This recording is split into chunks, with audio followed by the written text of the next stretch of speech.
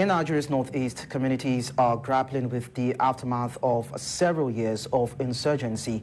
Amidst the devastation, stories of resilience and survival are emerging. Abba Ashigar, a survivor of a Boko Haram bomb blast, has turned his personal tragedy into a beacon of hope for others. News Central's Mara Karawa tells us more in this report about Ashigar, now a graduate of statistics. Families have been displaced, lives shattered, yet amidst the rubble, there are glimmers of hope. Local residents are refusing to be defined by the violence, binding together to support one another in their times of need. With the blink of an eye, the bomb blasted. I was one of the survivors, me and my father, but unfortunately, my little younger brother couldn't make up. He instantly passed away immediately after we were rushed to the hospital's accident and emergency unit. Abba Ashigar was just a teenager when a bomb blast ripped through the mosque. He was praying with his family members and others, forever changing his life. The numbers of injury I sustained in that horrific scene is something I couldn't wish for my worst enemy ever. The least bit dead long, but I am perfectly better now. I sustained a fracture at the distal end of my humerus bone, which is the reason why I cannot supinate nor pronate very well, as you can see.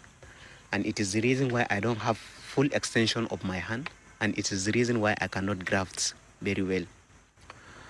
Because of the fracture I sustained here, I cannot hold the pen. I have to learn from A to Z afresh, and I have to recall back everything in life. Despite these challenges, Ashigar persevered. He is spearheading initiative to empower persons with disabilities across Nigeria, advocating for inclusive policies and access to education and employment. My biggest fear is how can I make it in life after this amputation? So when I told myself I have to work it, that's why I come up with an organization called Accessible Independent Lifestyle Initiative. It's a non-profit, non-organization solely focused on empowering persons with disability. Da kurma, da makafo, da gurgu, da kuturu, muna da mutum tushabul lakal gama muna da mutum 20,000 da wani abu. Wannan Boko Haram da ya shiga, musamman na kasassu an same su da yawa. Wasu a guduwa sun karye, wasu an harbe su sun an yanke musu kafa, wasu sun yi accident. Their hope is a society where every person, regardless of their background or abilities, can contribute and succeed. I am facing so many challenges, building challenges, student challenges, and even the educational challenges. Here in this country, people living with disability have been left out, and it is not too late for us to come together and make disability included and accessible in our society. So government is the #1 priority in our place, so that they can see, they can give a fund, or they can have a ministries, or they can have anything, or they can have a rules and regulation that will try to specifically govern people living with disability. Mai girma gwamnan jihar Borno ba wai baya yi bane yana yi, muna son a kara, aka ce kogi ma bai kidadi ba, a taimaka mana, a kara tallafa mana, mu ma kananan karfi ne.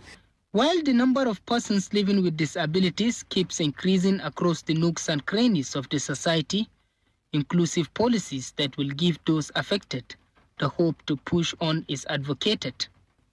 It is also expected that members of the society should find ways of supporting persons with special needs instead of pity or stigmatization. In Maiduguri for News Central, Umaru Kirawa. We talk health now. Medical experts have warned that the latest cholera outbreak may spread to many communities and states in the country during the Eid al-Kabir celebration if necessary measures were not quickly taken to limit the spread of the acute diarrhea infection. The experts warned that the increase in travel over the holiday season might result in a rise in cholera cases. This comes as the Lagos State government confirmed 15 deaths from the infection. Cholera is a food and waterborne disease caused by the ingestion of the bacteria Vibrio cholerae in contaminated water and food.